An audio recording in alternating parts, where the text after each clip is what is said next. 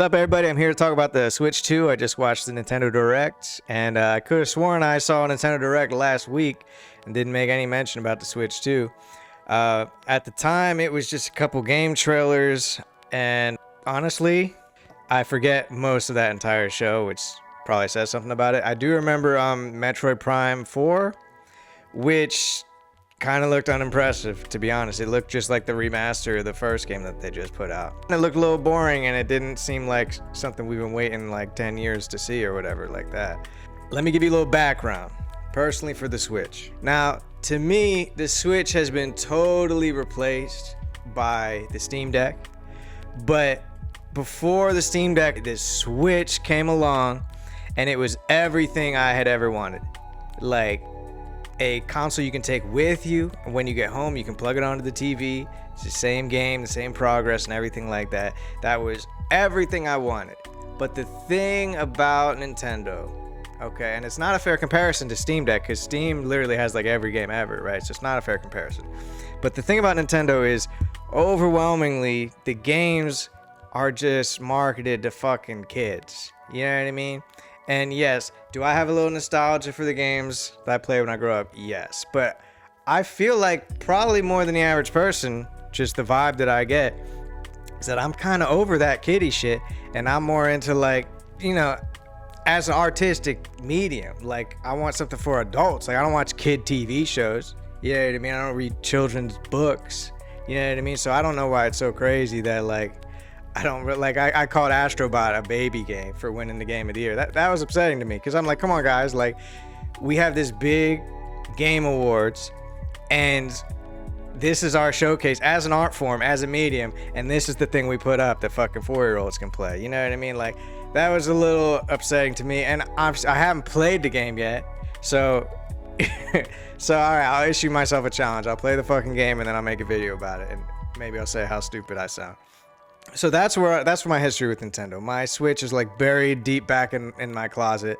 I was really excited about it at one time. I bought a bunch of party games, but as it turned out, I didn't really ever play them. I don't know if I imagined I had all these friends and fucking social gatherings that I don't actually have, but yeah, I barely ever played any of those party games. So they started off the show with Mario Kart World, right? And so my first question was, is it open world? Like, that seems to be the connotation. They know what they're doing, putting that name in the title. And yeah, so like when you do the Grand Prix mode, where it's like 4 different tracks slapped together, you actually drive from one track to the next. Like, it looks like there's no loading screen or anything like that. So it's open world, and there's free reign mode where you're not even racing. You could just go explore with your friends, and even on the races, you can go off the track and shit like that. So it looks pretty fun.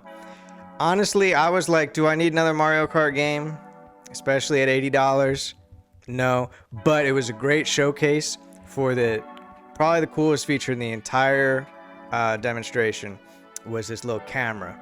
And it seems like it has so many cool applications. First of all, you can see the game feed of your friends at the bottom of the screen. Now, I did have a critique. Like, if you look closely, it looks very low frame rate. It's like fucking 10 frames a second or something like that. It's like pretty jittery, which I understand.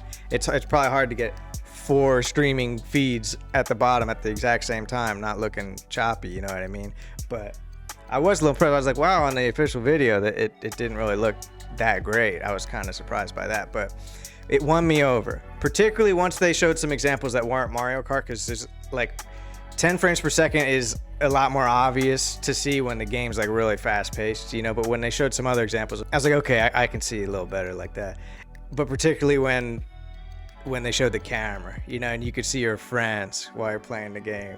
And they said, you know what I mean? Like, they showed that there's a microphone in the console, but the guy's console was like all the way across the room, and his roommate's fucking making a smoothie in the background or whatever. Like, I find it hard to believe that the microphone's gonna be that great. I think they should have put it in the controller, not across the room on the dock. You know what I'm saying? But they say it's gonna be pretty good.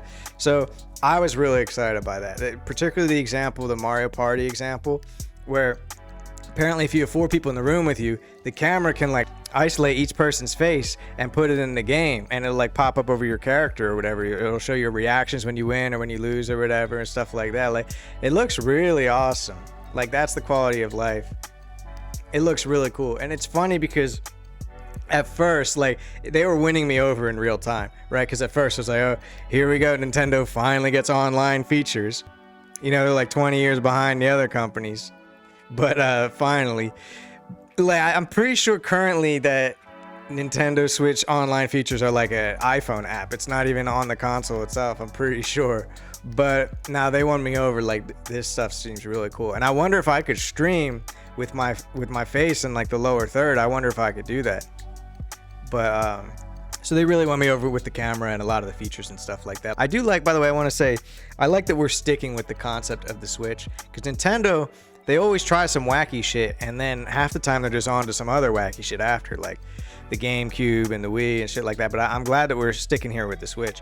And one of the coolest things about it conceptually was that you could detach the controller and you could flip it horizontally, hand one to your friend. You got two controllers there, right? But in this one, they're talking about how they made the shoulder buttons bigger, because it definitely is uncomfortably small of a controller, even though it's good in a bind, you know what I mean? But to increase the size of those buttons was definitely a good choice. So just stuff like that is very thoughtful. Apparently the screen looks like significantly bigger, and the console didn't get any thicker, they said.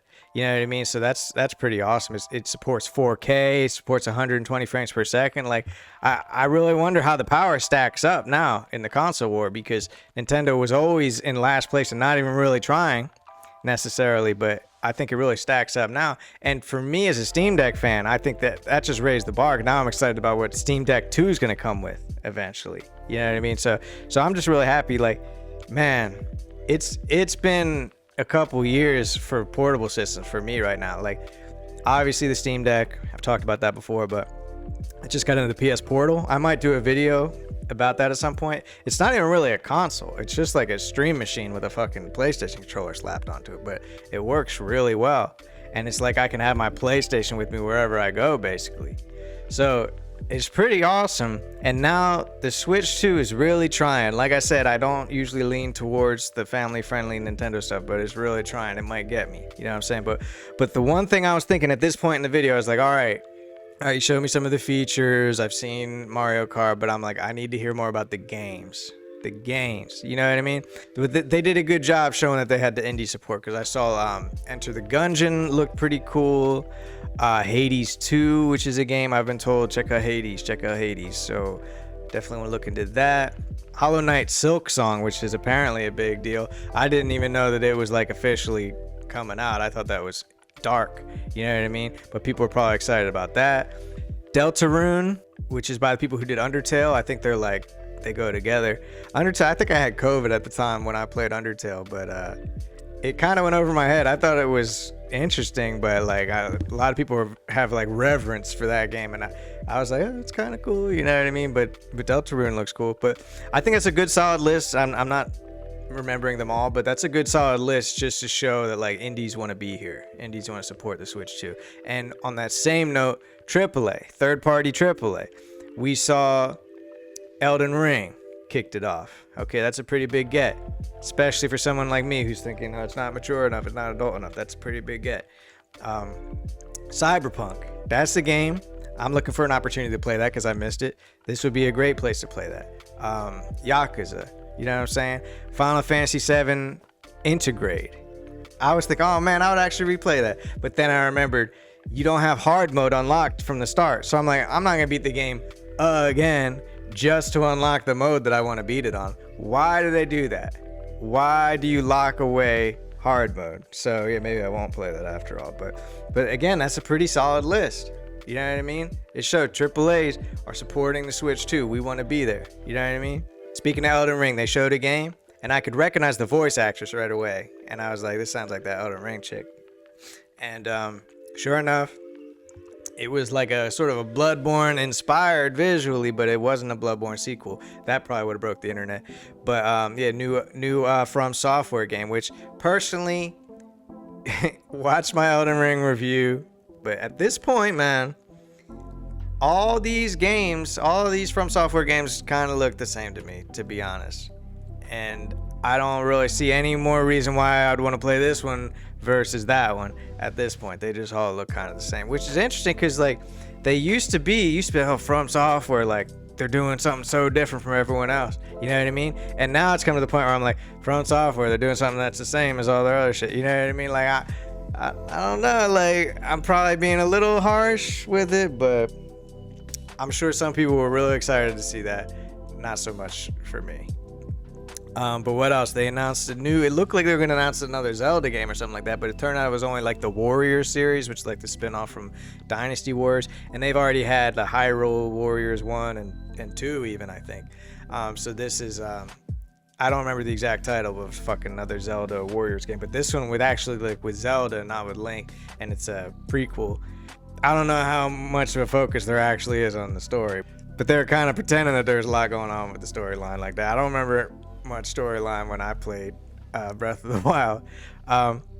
Speaking of Breath of the Wild, though, I never beat it. This would be a good opportunity to jump back in and to finally play Tears this time, because I haven't played that yet. So yeah, as far as the games go, one other final reveal.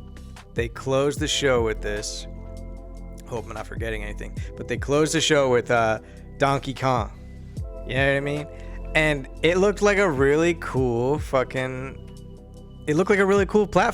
You know what I mean? And I remember thinking at the time, I was like, this looks distinct from like a Banjo-Kazooie or even from a Mario. You know what I mean? Like, there's just the physicality of Donkey Kong. He's like fucking breaking through walls, breaking through the floor and shit like that. I was even like, how is this working? Like if I'm able to just destroy the ground that I'm standing on, how is this game even gonna fucking work?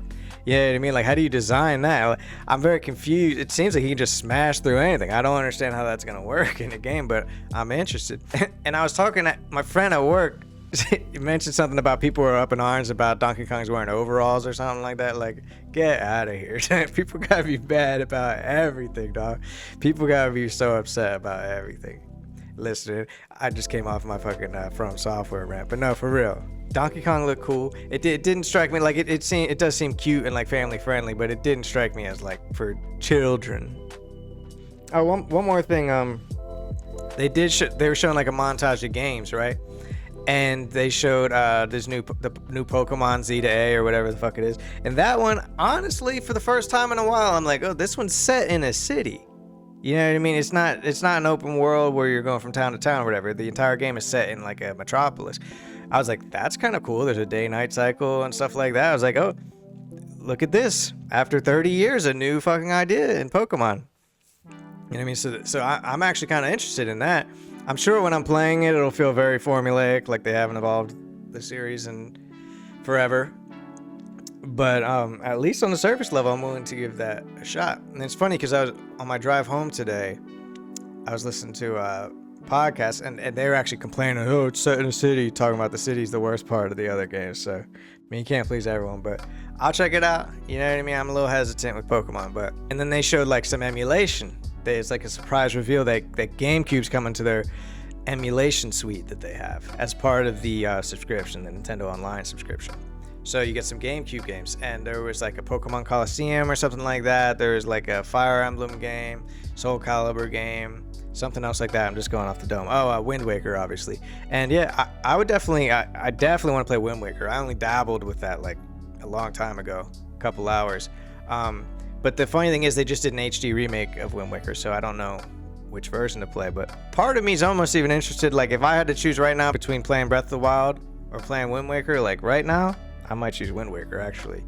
That seems like a cool game. They did announce backwards compatibility with Switch 1, but they kind of couched it. They were like compatible Switch 1 games, which I was like, it's like, why couldn't we just do all of them? You know what I mean? Like, just as like someone who wants to preserve the history of these games and stuff like that. Like, and you don't want to have to keep your Switch 1 because Switch 2 plays most of the games, but not these certain ones. And I want to fucking throw that shit out. We don't got room for all these old consoles. You know what I mean? Just make the shit backwards compatible. And they're going to have certain upgrades for certain Switch 1 games. New modes, new features, updated graphics. And they mentioned you have to pay for that. You have to come up out your pockets for that. But then they sold me with the example, with the Mario Party example. That seemed like a very like impressive, like feature rich addition. That looked really fun. That won me over. Like, I've always been more of a Mario Party than a Mario Kart type of guy. That seems really fun. I remember when I was younger, I was at like a party, right? And I just felt like they're all like normies and all like casuals or whatever like that. But then someone like fired up like Super Smash Bros. Or Mario Kart or something like that, and I don't know, maybe that's where I got like a bad taste in my mouth. I was like, oh, these are fucking casual games. You know what I mean? And I'm not as much of a hater as that anymore. You know what I'm saying? I just think that's funny. So I hosted my friends a couple weeks ago. Like 3 of them came over. They're, for 2 nights. You know what I mean? And I didn't per se have a party game on, because I see like Tony Hawk 3 is gonna be on Switch. Like that, to me, that's a good party game. Even if you're not necessarily playing 4 people at once, but it's just like, someone's drifting into the room to watch while someone's playing, and then he hands it off to you because he couldn't beat the level or whatever like that. Like we were playing this game called Lonely Mountains, Snowy Mountain or some shit like that. You know what I'm saying? And it's just this fucking skill-based it's fucking treacherous going down this mountain, top speeds, trying to beat the score and stuff like that. And we were just handing the sticks off to each other and we're laughing about it. And to me, that's a party game too. We've also played like Microsoft Flight Sim. That was a fucking party game. That shit was a party. But Mario Party is special because you definitely do want to set aside time and like focus on it. You know what I mean? Like that's the fucking main attraction. So it all comes down to the question. Well, what do you think, Bear? So it all leads to the question, do I think I'll get the Switch 2? Now, I still do think they didn't necessarily address my concern that it's predominantly this family-friendly thing, whereas I'm more looking for kind of like a different experience, right? But I gotta say, they're great salesmen. That whole presentation, it was just a class act. It was really well done. It's very informative. They really sold me on the product very well. And I do want to support it, and I support handheld consoles, and I'm excited about it. But the one thing, they didn't say the price. I have no idea, like, especially with the tariff shit going on. Like, are we talking $450? The system comes out in June. My birthday's in July. Just an early birthday present for myself. You know what I'm saying?